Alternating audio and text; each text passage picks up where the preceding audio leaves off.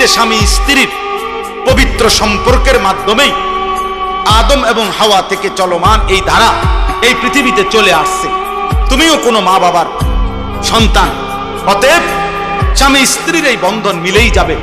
যেটা এমনিতেই হয়ে যাবে সেটার জন্য নিজেরে নষ্ট করে ফেলা, চরিত্রহীন বানিয়ে ফেলা উচিত না। এই জন্য একটা ছেলেও যদি বুঝে থাকো, তাহলে নারী, ছবি, মোবাইলের অশ্লীল দৃশ্য, এই শাহওয়াত, এই অসভ্যতা, এই নোংরা ছেড়ে দিও।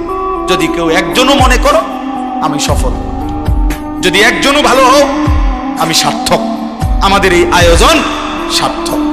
বলেন আলহামদুলিল্লাহ। আল্লাহ তাআলা এটাই বলছেন, ইল্লা মান তাবা।